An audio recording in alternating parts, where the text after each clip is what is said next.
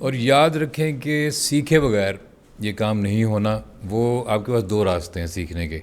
एक रास्ता ये है कि आप बगैर सीखे फील्ड में आ जाएं और 5 से 10 साल यहाँ पे ख्वारी काटें और फिर आपको 2 3 4 चीज़ें समझ में आ जाएंगी।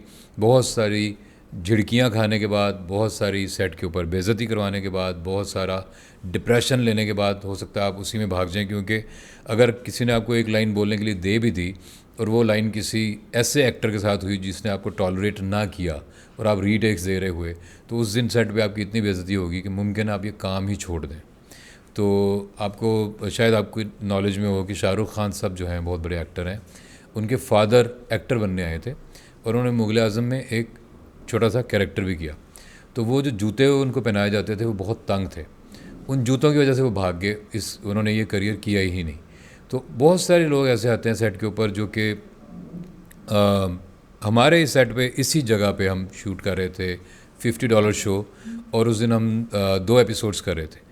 एक एपिसोड के लिए 2 नए लड़के आके बैठे हुए थे, एक एपिसोड के लिए 2 नए लड़के जो थे वो अपना रोल प्रिपेयर कर रहे थे, अपनी लाइंस याद कर रहे थे।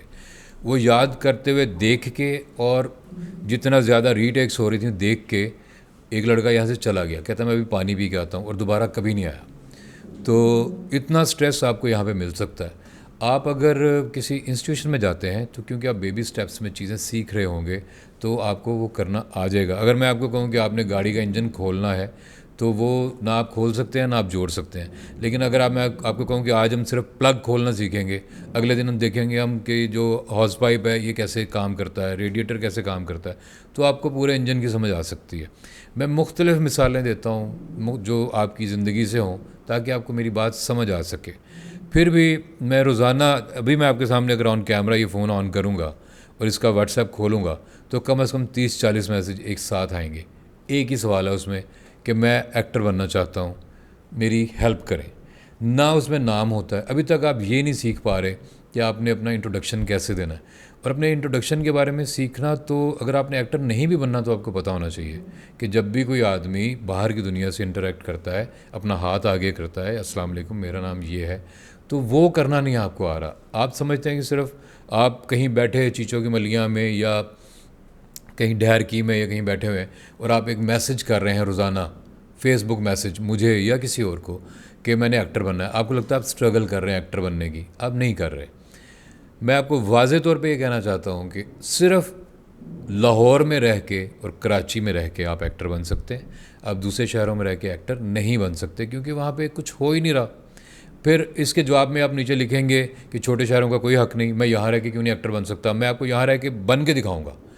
एक तबका ऐसा है कोई, और वो बढ़ता चला जा रहा है, कोई 10-15% जो लड़के लड़कियाँ हैं, उनको जब मैं कहता हूँ आप सीखें तो वो कहते हैं हमारे अंदर टैलेंट है। मैं कहता हूँ सीखें, वो कहते हैं हमें तो आता है सारा कुछ, आप हमें रोल दें।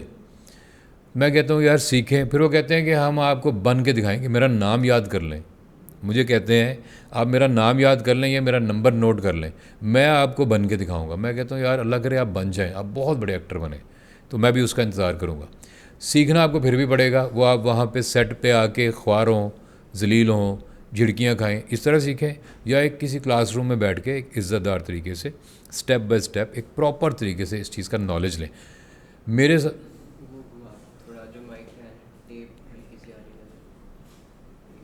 ठीक है, मेरे साथ इस वक्त फ़िल्म के स्टूडेंट्स मौजूद हैं जो कि NCA से हैं, और उनका ज़ाहिर है कि उनकी जो कि ग्रेजुएटेड भी हैं फ़िल्म स्टूडेंट, जिनके पास डिग्री भी है, और कुछ जो है वो भी म्यूज़िक सीख रहे हैं, और कुछ जो है अभी उन्होंने ज्वाइन किया है NCA और वो फिल्म एंड TV की डिग्री करने जा रहे हैं फर्स्ट ईयर में।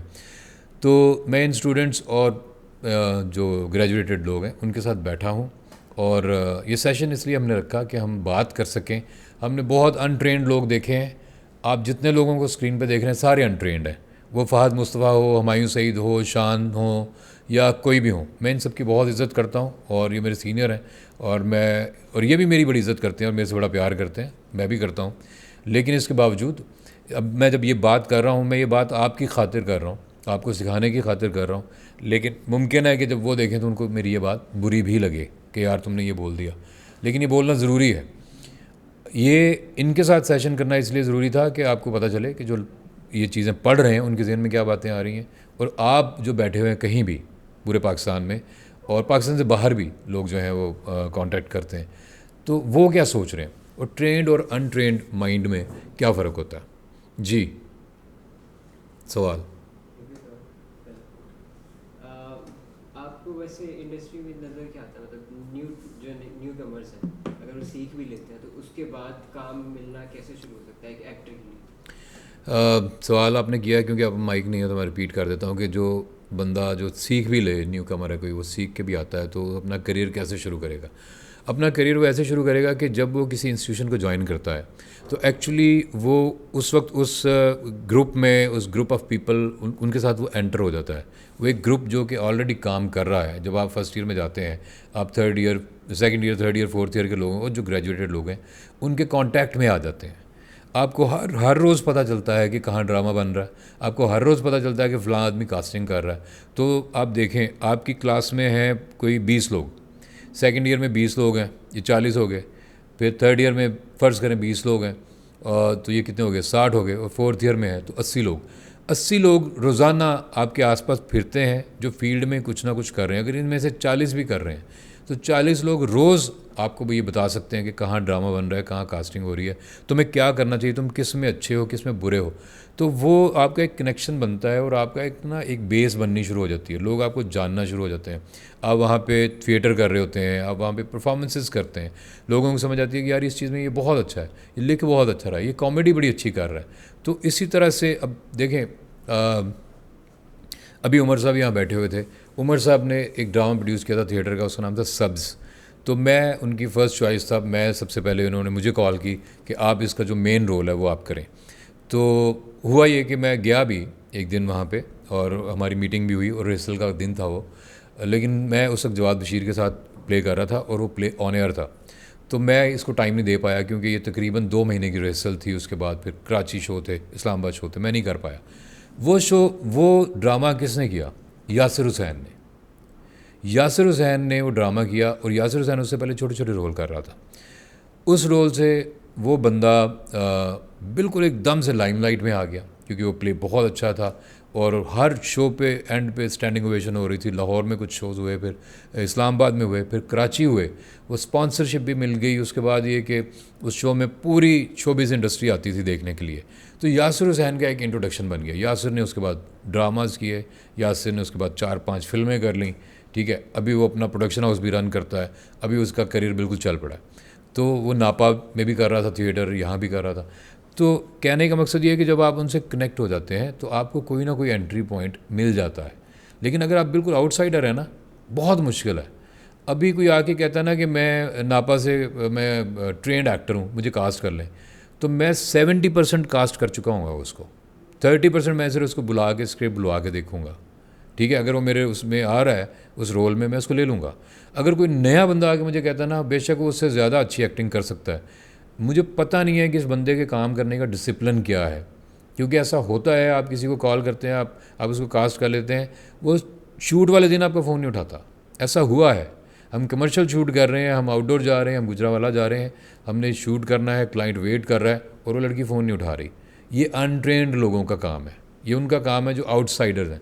जिस बंदे ने 2 साल मेहनत की है ना इस काम के लिए, 4 साल मेहनत की है, वो आपका फ़ोन नहीं, वो उस वेट नहीं करेगा कि आपकी कॉल आएगी सुबह की कि नहीं आएगी। वो आपको कॉल करके कहेगा मैं रेडी हूँ, मुझे बताए कहाँ पहुँचना है, क्योंकि उसने 4 साल लगाए हैं। तो मुझे कन्विंस करने के लिए काफ़ी है कि अगर 4 साल ये बंदा ये काम करता रहा है तो ये ज़रूर किसी डिसिप्लिन को फॉलो कर रहा है और मुझे इसी के साथ काम करना है। जो बड़े लेवल पे जो फिल्म डिज़ाइनरी है, सारा कुछ बन रहा है, उसमें एक ख़ास तरह की मोनोपोली है। एक ख़ास ग्रुप ऑफ पीपल हैं जो कि सिर्फ उन्हीं के साथ काम करते हैं जिनके साथ वो हमेशा से काम करते हैं। तो कोई न्यू कमर, और जो न्यू कमर नहीं भी है, जो काफ़ी देर से काम कर रहे हैं लेकिन उस ग्रुप का हिस्सा नहीं है, वो उस लेवल तक कैसे जा सकते हैं? जो लोग ग्रुप्स में काम कर रहे हैं या मोनोपोली है, तो वो कोई नया आदमी उसमें कैसे एंटर हो सकता है, ये सवाल है।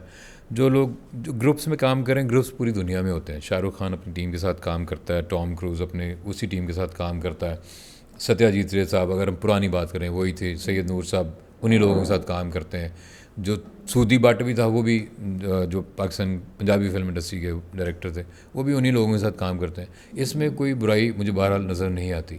मैं भी बाज़ दफ़ा ये करता हूँ कि जो मुझे ईजी लगता है कि यार इस बंदे को बुला लो, क्योंकि उसके साथ एक एसोसिएशन बनी हुई है, हमने बहुत सारे प्रोजेक्ट्स किए हुए हैं, मुझे उसका पता है कि यार ये जब इसका जो बुरा तरीन मूड होगा तो ये क्या करेगा, जब ये बहुत हैप्पी होगा तो क्या करेगा। तो सारी जो टीम हम उसी तरह सेलेक्ट करते हैं, बार बार हम उन लोगों के साथ काम कर रहे थे, वही कैमरामैन, वही एक्टर, वही मेकअप आर्टिस्ट, वही सारी, इवन हमारा गाड़ी का ड्राइवर भी वही होता है जब हम आउटडोर जाते हैं, तो उसी बंदे से हम गाड़ी लेते हैं। तो इसमें ये वो ट्रायल एंड टेस्टेड लोग होते हैं, उसमें कोई बुरी बात नहीं है। हाँ, नए आदमी को एंटर होने के लिए स्पेस सबको देनी चाहिए।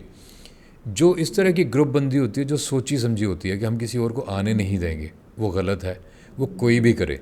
और इस वक्त जो पाकिस्तानी ड्रामों की और फिल्म इंडस्ट्री की जो हालत है उसमें ज़्यादा मसला यही है कि उन्होंने तय कर लिया है कि हम नहीं करने देंगे किसी और को, और हम किसी और को नहीं आने देंगे।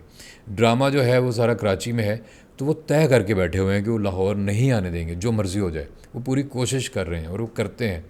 तो लेकिन ये है कि कोई भी ट्रेंड, कोई भी चीज़ जो है ना वो हमेशा नहीं रहती, ना किसी के कंट्रोल में रहती है, ना एक जैसे दिन रहते हैं। अगर आप इस काम के तालिब इल्म हैं, एक्टिंग के या आर्ट के या इसके अपना शोबिज़ के कह लें या फिल्म के स्टूडेंट हैं, तो आपको पता होगा कि पहले फ़िल्म बनती थी कराची में, उसके बाद पंजाबी फ़िल्म जब आई कराची की इंडस्ट्री बंद हो गई, बाकायदा वहाँ पे स्टूडियोज़ को ताले लगे, सारे लोगों को उठ के लाहौर आना पड़ा। ठीक है, वहीद मुराद साहब, मोहम्मद अली साहब, शाहिद साहब, नदीम साहब, ये सारे कराची में काम कर रहे थे, इन सबको यहाँ आना पड़ा क्योंकि पंजाबी फिल्में बन रही थी। और ये शुरू में पंजाबी को उसी तरह बुरा कहना लग गए कि पंजाबी फिल्में ऐसे हैं, इनके डांस ऐसे हैं, इनके ये लाउड बहुत है और ये वो। तो फिर इनको समझ आई कि नहीं, जब हमने काम करना तो यही। तो मोहम्मद अली साहब ने भी पंजाबी फिल्म की,